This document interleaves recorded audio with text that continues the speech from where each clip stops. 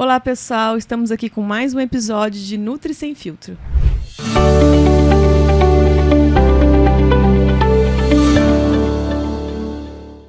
Olá pessoal, estamos aqui com mais um episódio de Nutri Sem Filtro e a gente vai entrevistar hoje a Flávia, doutora Flávia, que é endocrinopediatra, né Flávia? Isso mesmo. Uhum. Flávia é uma amiga minha e ela está nessa área já há muito tempo, Flávia. Isso, eu já estou formada há quase 20 anos. E você fez a medicina e depois fez residência em endocrinopediatria? É isso? Eu terminei a medicina, e depois eu fiz residência de pediatria, depois em endocrinologia. Ah, tá. Então, uma subespecialidade da pediatria. Ah, você faz a pediatria e depois faz essa... Endocrinologia. Que legal, né? E a gente vai falar um pouquinho hoje sobre crescimento, né? E crescimento dos adolescentes, né? Como que acontece esse crescimento. E o crescimento e a puberdade, qual que é a relação do crescimento com a puberdade? Então, na puberdade é uma fase que o crescimento ele acelera, né? Então é muito importante que quando você entra em puberdade, você já tenha uma estatura adequada, porque a partir daí que você vai ter uma maior velocidade de crescimento para adquirir a sua estatura final. E os hormônios puberais, eles de uma forma geral aceleram, né? Eles aumentam a produção do hormônio de crescimento. Ah, tá. Eles estão ligados então, né? Estão ligados. Os hormônios sexuais que aumentam nessa fase com o hormônio, com o GH, que é o hormônio de crescimento. Exatamente. E por isso que as crianças que também possuem alguma dificuldade, algum déficit puberal, também podem ter algum prejuízo, alguma alteração no crescimento. Então, quando a criança, né, ainda está na fase, sei lá, até 10 anos, né, que ainda não entrou na puberdade. Ela tem aquela linha do crescimento que ela tem que ir seguindo, né? Se ela ficar muito abaixo ou muito acima, pode afetar depois nessa parte do crescimento na puberdade? Sim, é muito importante que nessa fase pré-púbere, né, que a gente considera dos 2 anos até os 10 mais ou menos, né, a criança siga a sua linha de crescimento. Por que siga a sua linha? Porque existem vários padrões de crescimento, né, que levam em consideração a sua constituição e tudo mais. Né? Genética, padrão, né, de familiar. Então, é muito importante que nessa fase a criança acompanhe a sua linha de crescimento e para, na puberdade, ela ter capacidade de adquirir sua melhor estatura. Alguma modificação dessa linha de crescimento, tanto acelerando como desacelerando antes da hora, deve ser investigada. E como a gente sabe assim que a criança não está crescendo? Como você faz o diagnóstico? Normalmente, o acompanhamento das crianças deve ser realizado pelo pediatra, né? Então, a criança, desde seu nascimento, né, deve ter um acompanhamento regular com o pediatra. E, através das consultas regulares, ele calcula a velocidade de crescimento. Então, quando você observa uma diminuição de velocidade de crescimento para aquela faixa etária, porque ela é diferente, dependendo de cada faixa etária, a criança deve ser encaminhada. Tá. Graficamente, a gente observa quando a criança acompanha numa curva e ela, sem nenhum motivo aparente, cai na curva. Entendi. Né? Mas, assim, esse diagnóstico, essa avaliação, normalmente deve ser feita pelo pediatra.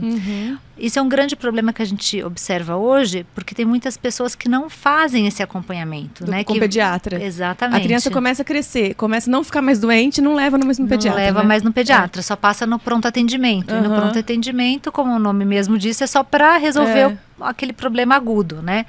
Então, elas não têm esse segmento. Então, muitas vezes, quando elas chegam no consultório, elas nem sabem quando foi essa desaceleração, né? Elas observam, às vezes, até comparativamente com amigos, com primos ou com outros irmãos, né? Mas se você faz o acompanhamento regular, normalmente quem faz o diagnóstico, quem orienta os pais é o próprio pediatra. E nessa época, né, até os 10 anos, qual que é a maior causa assim, do crescimento não ocorrer? Então, as causas endócrinas correspondem a menos de 10% das deficiências de crescimento, vamos dizer assim, né? Primeiramente, você tem sempre exclui causas pediátricas mesmo, né? Então, muitas vezes a criança tem alteração nutricional, né? Então, ou um déficit pondero-estatural mesmo, ou às vezes deficiência de algum nutriente específico. Vitamina, proteína. Exatamente. Então, assim, é muito importante essa avaliação pediátrica. Ou alguma doença associada, então, por exemplo, uma criança que tem uma asma muito importante, faz uso de corticoide sem orientação, né? Ou uma outra doença crônica. Essas causas pediátricas, doenças gastrointestinais... Isso tudo influencia? Influencia muito no crescimento. As causas endócrinas, geralmente, elas entram num segundo plano, né? Considerando que ela não tem a causa pediátrica aparente, você investiga, sim, as causas endocrinológicas. Das causas endocrinológicas, o que afeta o crescimento, principalmente, é a alteração de hormônio tiroidiano, então o hipotiroidismo, que é uma das causas mais frequentes, né, de deficiência de crescimento, e a própria deficiência do hormônio de crescimento. Tá. Mas nessa faixa etária já dá para perceber? Nessa faixa etária até 10 anos? O que essa é a alteração do GH, do hormônio de crescimento? Ou você só faz depois na puberdade? Não. Deficiência de qualquer hormônio, quanto mais precoce você fizer o diagnóstico, melhor é o resultado e o tratamento. Entendi. Então, qualquer alteração de crescimento, mesmo que seja às vezes na fase até 2 anos, você tem que investigar e tratar se for o caso, né? Sim, ela tem que estar dentro do padrão ali para a idade dela, né? Exatamente. Então, a gente, quando avalia a velocidade de crescimento, a gente leva em consideração a idade, né? O sexo, que em algumas faixas etárias a velocidade é diferente, a velocidade de crescimento, né? Para ver se está tudo adequado. Então, de acordo com esse padrão, a gente determina, né, se está adequado ou não. E é um intervalo, né? Então... É um intervalo, então é um segmento. Então, dificilmente, você numa primeira consulta, você faz um diagnóstico. Né? A não ser que você venha já com dados do pediatra, com exames solicitados por outro colega, mas assim, você, assim, dificilmente, porque o crescimento é uma coisa contínua. E, então, assim, mais uma vez, né, quanto mais precoce você acompanha, melhor é o resultado. Tá. E você falou do hormônio da tireoide, né? Tem bastante criança com hipotireoidismo, alguma alteração da tireoide? O hipotireoidismo, né? Ele é uma causa relativamente frequente na pediatria, mas não tão frequente assim, né? Então, quando, lógico, você avalia o número de casos num consultório de endocrinologia, ele não é tão incomum. Mas na população geral, a incidência é baixa. Existe, lógico, o hipotireoidismo congênito, que já faz o diagnóstico no teste do pezinho, né? Essa é uma doença altamente prevalente, mas graças a Deus detectável, né? pelo teste do pezinho, e o tratamento deve ser precoce. Nesses casos, como as crianças são tratadas desde praticamente do nascimento, às vezes com 3 meses de vida já começa o tratamento, elas não devem, né, ter déficit de pondero estatural, elas devem desenvolver normalmente. E normalmente na infância, é mais comum após 4 anos de vida, podem começar as causas não congênitas, as causas adquiridas de hipotireoidismo. E daí essa sim, se você não faz o diagnóstico, pode sim afetar o crescimento. Então, quando você tem uma criança com baixa velocidade de crescimento, mesmo que não tenha grandes outros sintomas, porque o hipotireoidismo, a sintomatologia é muito inespecífica. Pode ser qualquer coisa, Pode ser né? qualquer coisa, pode prisão ser de ventre, alteração de apetite, um pouquinho mais de sonolência, uma pele mais ressecada, mas são coisas inespecíficas, né? Que criança... Que várias doenças podem dar, né? Exatamente. Então, assim, um dado importante é a velocidade de crescimento. Que esse é mais específico, né? Esse é mais específico. Ou, em algumas crianças, elas podem apresentar o bócio, que é o aumento da tireoide na região anterior do pescoço. Mas não é o mais comum. Então, assim, quando você observa, né, uma diminuição de velocidade de crescimento, é muito comum solicitar os hormônios tireoidianos. Que é um exame simples, né? E que já fecha o diagnóstico. E na puberdade, né? A partir do momento que a criança ela entra na puberdade, os hormônios sexuais, eles interferem no hormônio do crescimento. Isso. Os hormônios puberais, eles têm a capacidade de ativar ainda mais a produção do hormônio de crescimento. Então, por isso que na puberdade é um momento muito importante para o desenvolvimento, né, da da criança, né? Sim. Então ele aumenta tanto do ponto de vista estatural, né, que é quando tem o estirão, né, em determinada fase da puberdade, como do ponto de vista de maturação sexual, então o aparecimento dos caracteres secundários, pico de massa óssea, ganho de massa magra. Então é uma fase extremamente importante que contribui para isso, tanto os hormônios sexuais como o próprio hormônio de crescimento. Tá, e nessa faixa etária a gente consegue detectar também algumas distúrbios assim de crescimento?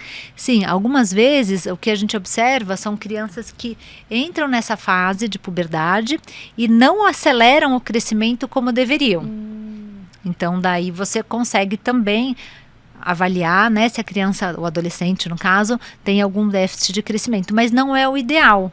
O ideal é que você faça esse diagnóstico antes da puberdade. Entendi. Porque daí quando você pega uma criança, um adolescente, que você já teve essa maturação, já teve esse estímulo, né, e você inicia o tratamento, lógico que você sempre vai tratar, mas geralmente como você trata por poucos anos, a resposta é inferior. E o que é o estirão? O estirão, a gente denomina, né, um período puberal em que o adolescente ele tem seu pico máximo de crescimento. De uma forma geral, envolve 1 a 2 anos, tá? Mas assim, 1 ano em todos os adolescentes. No menino, esse pico de crescimento geralmente ocorre no estadio 4 de puberdade, então um estadio um pouquinho mais tardio. E o pico de crescimento no menino geralmente também é maior, pode chegar a 10, 12 centímetros em 1 ano. A menina, ela geralmente tem esse estirão mais cedo, né? Não só do ponto de vista cronológico, mas também de estadio puberal, geralmente na fase 3, chegando na 4 ela já tem. E na menina esse pico de crescimento, em média 7 centímetros, né? Não passa muito disso. A menina geralmente pode ter esse estirão por volta dos 10 anos, ou 11 anos, depende da época que ela entra em puberdade, e o menino geralmente é mais tardio, por volta de 13, 14 anos. Ela tem o estirão antes da primeira menstruação? Exatamente. O habitual, né, é que a menina tenha o estirão o ano anterior, o ano que antecede a menarca. Tá. Então ela tem o estirão e depois vem a menarca. Por isso que muitas vezes associa a menarca com o final do crescimento. E que isso na verdade não tem nada a ver com a menarca em si. É só a época que ela ela ocorre. Entendi. Então quando tem a menarca, a menina em média cresce mais 2 anos. Tá? Depois da menarca. E tem uma média de centímetros? Tem, assim, média de 4 a 8. Então, se a menarca é um pouquinho mais cedo, ela chega a crescer uns 7 centímetros, 8 centímetros. Se a menarca já é tardia, então a menina que tem a menarca por volta de 13 anos, assim, geralmente não ganha tanto, por volta de 4 centímetros. A menarca mais cedo é quanto, mais ou menos? Que idade? A média populacional, vamos dizer assim, né, da menarca é de 11 para 12 anos, tá? Então essa é a média. Mas é considerado normal a menarca dos 10 até 15 para 16, né? Então esse é o que é fisiológico, não tem nada de errado. Até 16. Mas por volta de 15 a gente já começa a investigar, porque não é o mais comum, né? A não ser quem tem história familiar, né?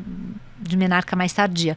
Mas a gente observa nas meninas a menarca o mais comum é entre 11 e 12 anos. E daí ela só vai crescer um pouquinho depois, né? Cresce esses 2 anos, o primeiro ano um pouquinho mais, o segundo ano um pouquinho menos.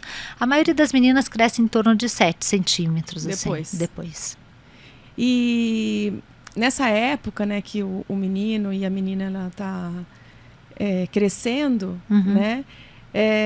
Para fazer o tratamento de crescimento, então não é tão eficiente, né? Nessa fase, você diz depois. Não é tão eficiente. A gente algumas vezes indica quando possui uma baixa estatura muito importante, mesmo que não tenha uma deficiência de hormônio. Mas assim, o resultado é limitado. Mas é que, na verdade, muita gente só consegue detectar nessa fase, né? Exatamente. Porque não leva porque não faz o acompanhamento. Né? E não é incomum, assim, a menina ou o menino, né? Nessa fase que começa a acelerar o crescimento, muitas vezes os pais ficam felizes que a criança está crescendo.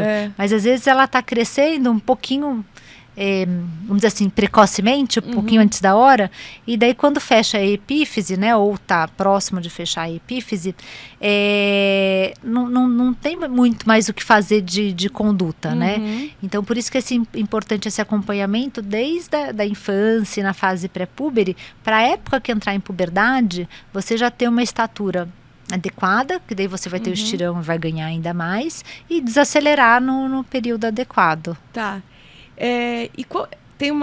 Tem como você retardar a puberdade para a pessoa crescer?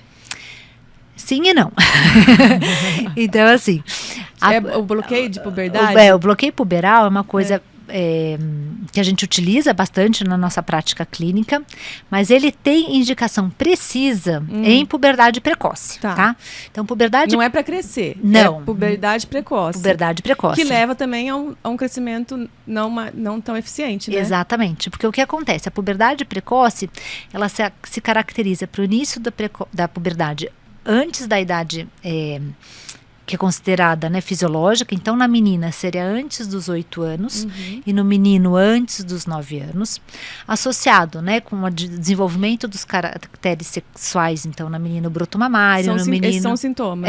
O broto mamário na menina, o menino aumento testicular, aumento peniano, aumento de velocidade de crescimento com o avanço de idade óssea. Então, essas crianças, elas desenvolvendo puberdade precoce, elas, pelo avanço de idade óssea, elas têm uma perda de previsão de estatura final. Então, quando você faz o bloqueio de uma forma também precoce e eficaz nessas crianças, a gente consegue segurar a puberdade até uma idade adequada e, consequentemente, a gente evita que essa aceleração da idade óssea se mantenha. Entendi. Então, você ganha estatura quando você trata a puberdade precoce. Mas por quê? Porque, na verdade, você impediu que essas crianças acelerassem demais o crescimento. Que é uma coisa que não seria normal, né? Que não seria normal. Agora, quando você tem uma criança que tem uma puberdade normal, né? E você, por alguma razão, deseja segurar a puberdade, ou porque a criança tem alguma dificuldade... de social, né? Sim. Ou alguma doença, né? Um autismo, que é muito difícil lidar com essa situação, ou algumas situações que a criança tem um grau de agressividade que também é indicado o bloqueio, ou mesmo por razões psicossociais, né? Às vezes a mãe, né, não acha que a criança ainda está madura para entrar em puberdade. Você pode sim bloquear a puberdade sem ser precoce. Mas você não ganha estatura. Entendi. O que você faz, você segura um pouco mais esse desenvolvimento, né? E daí depois, quando você libera o eixo, a criança volta a crescer. Você só ganharia estatura nessas situações se você bloqueasse a puberdade e entrasse com GH. Entendi. Né? Mas assim, você só bloquear a puberdade de uma criança saudável, você não ganha estatura, porque na verdade a única coisa que você faz é você atrasa um pouquinho o eixo dela ali. É só isso. Tá. Muitas pessoas hoje em dia, né, usam cremes, pais, mães, né, cremes de testosterona, de hormônios, mesmo para reposição hormonal, né? A gente vê bastante isso hoje, né?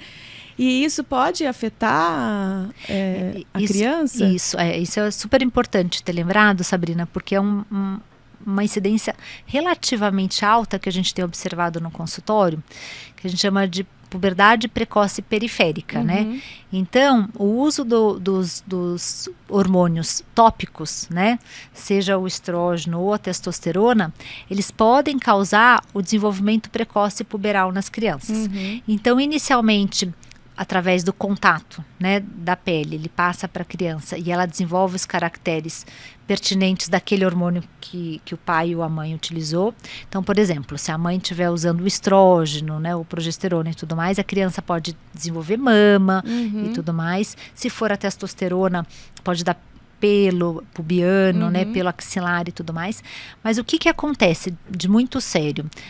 Ocorre pela exposição precoce desses hormônios, um avanço de idade óssea. Então, a criança perde projeção de estatura absurdamente. Entendi. E secundariamente a isso, como ocorre esse avanço de idade óssea, você acaba desencadeando uma puberdade precoce central. Então, assim, inicialmente é só pelo contato, os caracteres, mas secundariamente, por ativação do gonadostato, você desenvolve a puberdade precoce. Então, você pega umas crianças que a gente precisa bloquear a puberdade, mas com uma idade óssea extremamente avançada. Então, pois é que ela nem cresça mais tanto. Não cresça mais. Então, às vezes você tem que bloquear e sim associar o GH, porque senão você não consegue nem atingir a estatura prevista considerando a família, o TH familiar. E a criança que tem esse problema de atraso de crescimento mesmo, que é menor, né, para a estatura, para a idade,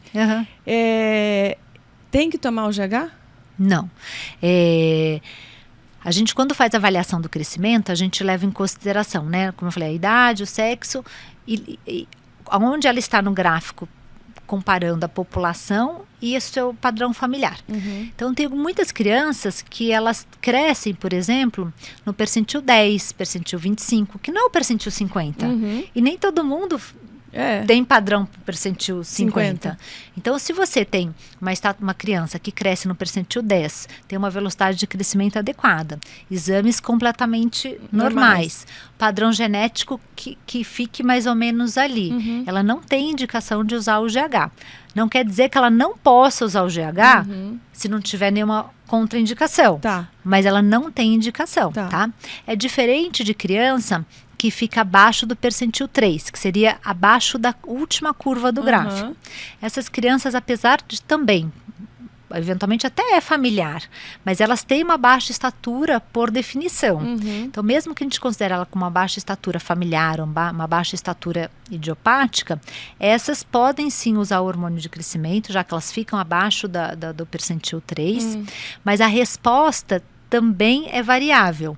Quando você trata uma criança que possui deficiência de hormônio de crescimento, a resposta, se o tratamento, né, for com adesão e tudo direitinho, é muito boa. De uma forma geral, é espetacular, se não tiver nada de errado, vamos dizer assim. Agora, as crianças, quando você trata por uma baixa estatura familiar ou uma baixa estatura idiopática, como envolve aí muita coisa, né, muitas etiologias, né, a resposta é individual. Então, a gente faz o tratamento e o acompanhamento. Se a resposta for satisfatória, mantém, né? Se a resposta for ruim, o que significa ruim? Manteve ali na mesma velocidade de crescimento, não sobe no gráfico, nem nada disso, daí você você pode suspender a medicação. E tem o nanismo, né? Sim. Ele tem benefícios com o hormônio de crescimento? Sem ser a condroplasia, né? Não. O nanismo, a gente acaba utilizando o termo nanismo para toda baixa estatura grave, vamos dizer assim, né? E daí é abaixo desse percentil exatamente, 3. Abaixo desse percentil 3. Então, daí envolve desde deficiências congênitas, graves, né? Panhipopituitarismo, que é desde o nascimento, né? Até a condroplasia, hipocondroplasia e tudo mais. Então, assim, é um grupo de condições. Nessas condições que envolvem a deficiência do hormônio de crescimento, sim, você está autorizado a usar o hormônio de crescimento. Exceto quando você tem alteração de receptor de hormônio de crescimento ou alteração que você tem autoanticorpo contra o hormônio de crescimento, porque daí não tem resultado. Né? Mas, assim, nas causas de deficiência, mesmo que congênitas, você deve usar. Agora, na condroplasia, apesar de ser uma baixa estatura importante, como a deficiência é da cartilagem, você não deve utilizar o hormônio de crescimento. É ósseo, né? É no osso, na cartilagem. Então, hoje em dia, já tem tratamento específico para condroplasia. Não existia até poucos anos atrás.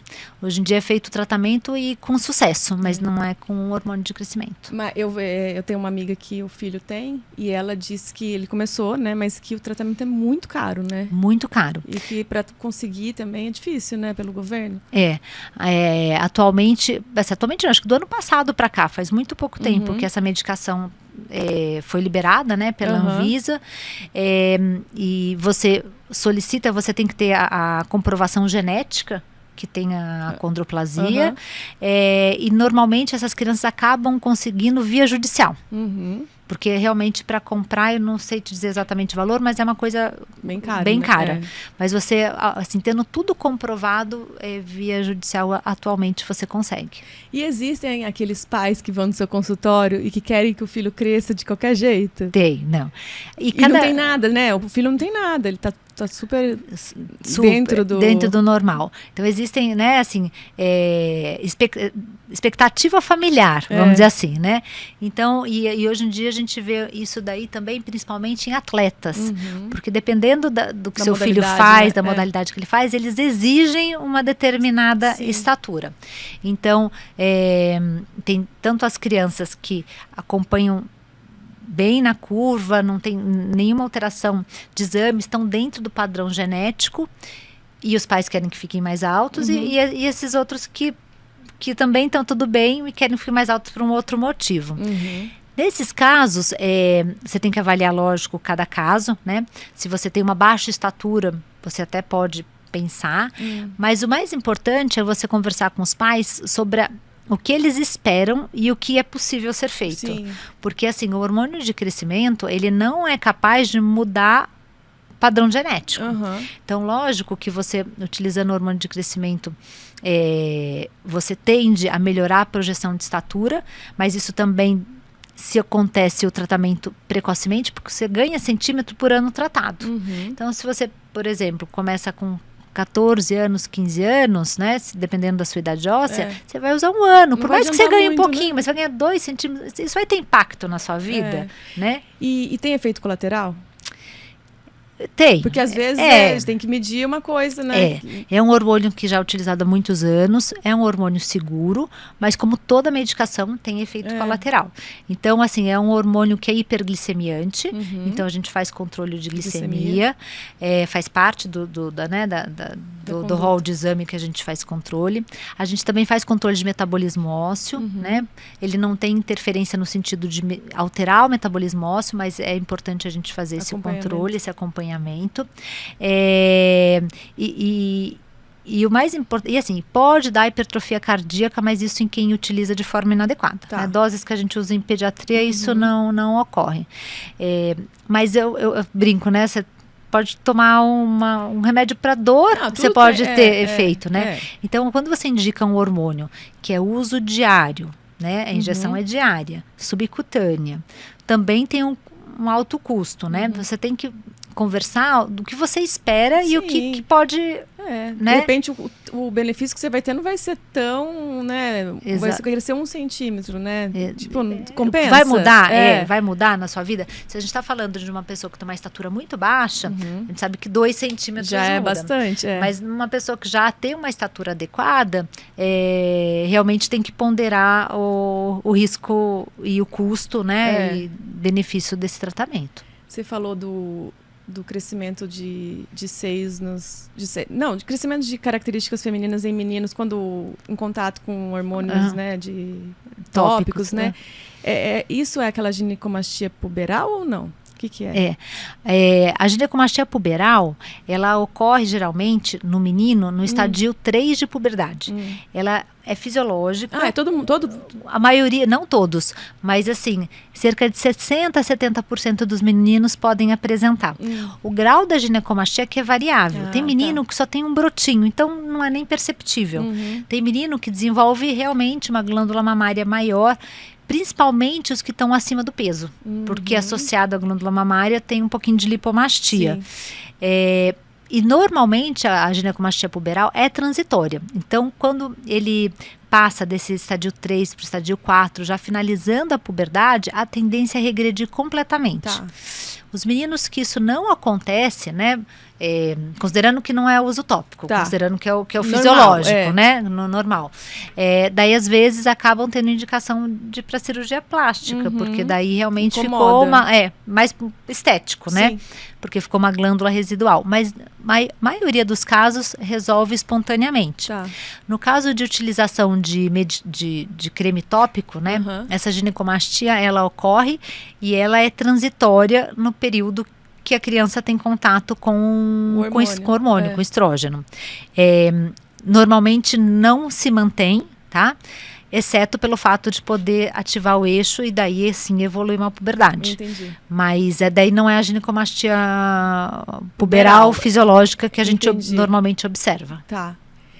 E como que é feito o tratamento do crescimento, então? Assim, é feito com hormônios, com suplementos? Como que é? Então, normalmente quando uma criança procura por baixa estatura, vamos dizer assim, né? Pode ser uma baixa estatura abaixo do percentil 3 ou uma baixa estatura abaixo do padrão familiar, né? A primeira coisa que você tem que fazer é acompanhar, né? Como a gente falou, o mais importante é avaliar a velocidade de crescimento, determinar se a criança não tem nenhuma alteração pediátrica que justifique esse déficit de crescimento. Então, de uma forma geral, a gente faz os exames gerais inicialmente, exceto quando já vem indicado pelo pediatra, que já fez toda tudo, né? Essa avaliação. Diferente disso, você pede os basais hormonais para descartar o hormônio, deficiência de hormônio tireoidiano, como a gente conversou, e depois disso, você parte para avaliação de teste de estímulo para avaliar a secreção de hormônio de crescimento. Esses testes, eles são não são, eles são o que a gente dispõe hoje em dia, mas eles são discutíveis, né? Em alguns serviços eles já nem fazem esses testes, mas para a gente conseguir o hormônio de crescimento, principalmente pelo estado, que também é uma medicação cara, são necessários 2 testes de estímulos, comprovando que você não tem o hormônio de crescimento adequado. E quando você detecta, né, fecha esse diagnóstico, daí sim você entra com o hormônio de crescimento. Quando você entra com o hormônio de crescimento, com diagnóstico de deficiência de hormônio de crescimento, esse tratamento é até o final do crescimento. Tá? Depois disso, você está autorizado a parar com a medicação. Alguns casos onde a deficiência é total ou intensa ou está associado a outras deficiências hormonais, então você tem uma deficiência da adenopófise, normalmente esse tratamento é para a vida toda. Porque o hormônio de crescimento não é só para o crescimento. Criança, né? Então você às vezes tem que manter na vida adulta. Então, às vezes, menor quantidade, né? É outra dose, mas você tem que manter. Mas a maioria dos casos, né, a gente acaba suspendendo quando para no crescimento. No caso das crianças que não têm deficiência de hormônio de crescimento, mas desejam utilizar o hormônio ou têm indicação por outras causas, né? Então, assim, não é só deficiência de hormônio de crescimento que tem indicação de hormônio de crescimento. Então, uma causa que é muito comum é usar o hormônio de crescimento para criança que nasceu pequena para a idade gestacional. Então, todas as crianças que nasceram pequena para a idade gestacional, o que seria isso? Nasceu abaixo ou de peso ou de estatura para aquele percentil da idade gestacional que ela nasceu. Então, ela pode ser prematura ou não. Daí tem todas as tabelas, né? Se você nasce abaixo do -2, você é considerada PIG. Essa criança que é considerada PIG, ela tem que recuperar o crescimento, ela tem que entrar no gráfico familiar de 2 até no máximo 4 anos de vida. Se ela não atingir o canal familiar nessa fase, ela tem indicação de hormônio de crescimento, mesmo que não tenha a deficiência de hormônio de crescimento. E isso também, de novo, como que você faz o diagnóstico precoce? É o pediatra. Então, se você não faz esse acompanhamento... Você não vai saber, né? Não vai saber. E aí você vai lá na frente ter que querer arrumar uma coisa que já não vai dar mais para arrumar, né? Exatamente. Então, também, de novo, reforçando a necessidade desse acompanhamento. Crianças que têm síndromes, então síndrome de Turner, síndrome de Prader-Willi, todos esses têm indicação de hormônio de crescimento. Crianças que têm insuficiência renal crônica, também tem indicação de hormônio de crescimento, porque o metabolismo ósseo é muito afetado pelas alterações renais. Deficiência de alteração de vitamina D, PTH, envolvido na insuficiência renal crônica. Então, criança que tem doenças crônicas como artrite reumatoide juvenil, que faz corticoterapia crônica, também tem indicação de tratamento. O uso de corticoide, ele inibe? O corticoide crônico, ele inibe a secreção do hormônio de crescimento e também atrapalha o metabolismo ósseo. Então, em algumas condições que esse uso de corticoide é inevitável, porque você está tratando alguma condição, lógico, tem que fazer toda uma avaliação, mas de uma forma geral, o uso do hormônio de crescimento é indicado porque você não recupera isso, mesmo que esse tratamento não seja para o resto da vida. Entendi. Depois você não consegue Depois você não consegue recuperar. E, ultimamente, assim, você acha que aumentou os casos de crianças com dificuldade de crescimento ou não? Eu acho que não. Assim, pelo menos eu desconheço algum estudo que demonstre que aumentou aumentou a incidência de deficiência de hormônio de crescimento. O que eu acho é que atualmente existe uma maior propagação das informações, né? Então, consequentemente, os pais nos procuram com mais frequência, mais preocupados. O hormônio de crescimento hoje em dia tem muitos anos de estudo, então ele tornou-se mais seguro, mais acessível, né? Então, mas não a incidência, acho que a incidência da doença não, mas a incidência do uso sim. Entendi. Né? Talvez porque eles consigam detectar antes, vão mais aos médicos, né? Fazem Exatamente. mais acompanhamento. Tem uma preocupação assim de querer, né? Observar se está tudo certo com a criança. Ou antigamente não. Ninguém era do jeito que não, eu ia falar, era do jeito que vinha, né? Agora não, tem uma maior preocupação. Eu lembro que minha mãe disse, minha irmã mais velha, que ela foi fazer ultrassom, não tinha aqui em São José, ela foi fazer em São Paulo, um ultrassom só. Gestacional? Né? Então, imagina, hoje em dia tudo, né? Então, realmente, com essa evolução a gente consegue detectar medicina, mais coisas, exatamente. Né? Não é que a gente consegue, que aumentou, né, algumas doenças, que aumentaram algumas doenças, mas a gente consegue detectar com mais, antes, né, exatamente, com mais precisão, né? Exatamente. E o que você fala, assim, para as pessoas que têm crianças que tem problemas, né, de crescimento, ou que está preocupado, o que eu faço? Levo, não levo? Qual a sua dica, assim, Não, então, assim, a dica mais importante quando a gente fala em crescimento é vida saudável, né? Assim, tudo acho que no fundo acaba nisso. Porque, assim, você tendo uma criança que tem uma boa alimentação. E não é infrequente no consultório eles perguntarem, mas o que tem que comer para crescer? Não tem que comer nada para crescer, você tem que comer bem. Comer né? saudável, comer comida de verdade, de tudo, né? De tudo, né? Então, comer os principais grupos alimentares, né? Evitar industrializado. Então, assim, você tem que ter uma alimentação saudável. Você tem que fazer atividade física. Então, a atividade física é extremamente importante por diversas razões, mas para o crescimento também, porque ele estimula a produção de GH, o impacto estimula a produção do metabolismo ósseo, o sono. Então, assim, também não adianta, né? Você, hoje em dia, com essa vida agitada, né, as crianças às vezes dormem muito tarde, ficam ligados no eletrônico por muito tempo, têm um sono ruim. Então, assim, a gente tem que cuidar da base, né? Para a gente conseguir fazer alguma outra coisa. Então, assim, tem que ter uma vida saudável, você tem que, sim, fazer acompanhamento regular com o seu pediatra, e qualquer alteração que te preocupe é procurar o quanto antes. Então, às vezes, fala, doutora, não tem que ser só na puberdade? Não. É o quanto antes, né?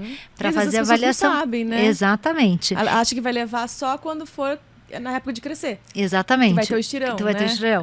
E todos esses anos, você tem que crescer uma quantidade, né? Então, assim, nessa fase pré-púbere, né, dos 2 aos 10 anos, é a média de crescimento de 4 a 6 centímetros. Então, se você já está crescendo sempre menos que isso, quando você chegar lá na puberdade, você já cresceu por quantos anos menos do que você deveria ter crescido, né? Às vezes você não consegue recuperar, né? Não consegue. Pelo tempo, sim, né? Então, é importante esse acompanhamento, e nem sempre a criança que é mais baixa que a média tem algum problema. Então, outra coisa, assim, que é muito importante a gente conversar, que a estatura não pode ser o foco da sua vida, né? Assim, considerando que você não tem nenhuma deficiência, não tem doença, né? Que é mais importante ter outras habilidades, porque às vezes você coloca muita energia, né? Numa coisa que... Quanto isso vai mudar para o seu filho, né? Então... Às vezes você causa um problema que o seu filho nem achava que era um problema, né? Nem se preocupou. Tem casos que, lógico, a criança começa a pedir, mas muitos casos que ela não está preocupada com isso, né? É lógico, se a gente está falando de uma baixa estatura extrema, é indiscutível. Mas eu estou falando daqueles casos que não é. É genético, às vezes, né? Exatamente. É da pessoa, é da criança, né? E por isso que existem esses gráficos de crescimento. Porque, assim, o gráfico de crescimento, ele retrata uma normalidade populacional. Então, naquele percentil 50, é 50% da população. Para baixo e para cima são os variantes da normalidade. Não tem nada de errado, né? Então, assim, tem pessoas que vão ter o percentil 10, tem pessoas que vão ter o percentil 25 e tá tudo bem, né? Então, é mais assim, o que é importante é ter uma vida saudável, fazer o acompanhamento para não deixar de detectar um problema na hora certa, e trabalhar essa questão da estatura com naturalidade, né? Sem polemizar no sentido de tornar isso um problema para todo mundo. Eu acho que as pessoas, elas às vezes querem milagres, assim, né? Se ela fizer o básico bem feito, né? Sim. Comer direito, fazer exercício físico, comer coisas saudáveis, né? Fruta, legumes, verdura. Ela vai ter uma vida saudável, né? Sim, E ela vai ter um crescimento adequado, ela vai ter um peso adequado, exatamente, né? Mas aí quer mudar tudo e... Exatamente, quer interferir no que... Se você fizer tudo certo, a maioria dos casos não tem nada, né? Não tem nada, né? Como eu disse, menos de 10% dos casos são hormonais, né? E aí chega lá, que é depois que aconteceu, né? Depois que ficou obeso, depois que não cresceu, aí, nossa, né? O que a gente pode fazer? Fez tudo errado antes, exatamente. Né? E a obesidade é uma dos fatores que mais acelera a idade óssea em criança. Olha que importante isso, né? Então, é muito comum as crianças que são obesas serem altas. Para o padrão genético, às vezes perto dos amiguinhos, mas normalmente às custas de um avanço de idade óssea. Então, é outra questão. Que não é uma coisa normal. Né? Que não é fisiológico, né? Não é normal. Então, assim, é outra questão que, assim, desde sempre. Então, se você tiver realmente esse controle com alimentação, com atividade, controle do peso, a tendência é tudo fluir, tudo bem, né? Tudo bem. Ah, que legal. Obrigada, adorei nossa conversa. Acabou nosso tempo já. Já? Nossa. Já. Podia ficar aqui falando. Podia ficar muito tempo aqui falando. Obrigada a você. Foi uma delícia. A gente tem que combinar mais vezes de você vir aqui, pra gente falar sobre obesidade. Vamos, né? Que é um assunto Sim. muito sério, né? Não. Se você fala assim, Flávia, vamos falar sobre tal assunto. Tá. A gente combina. Tá bom. Pra mim foi um prazer, foi uma delícia. Obrigada, viu? No começo a gente fica um pouco mais depois... Obrigada, Flávia. Obrigada a você, Sabrina. Estamos aqui encerrando mais um podcast Nutri Sem Filtro.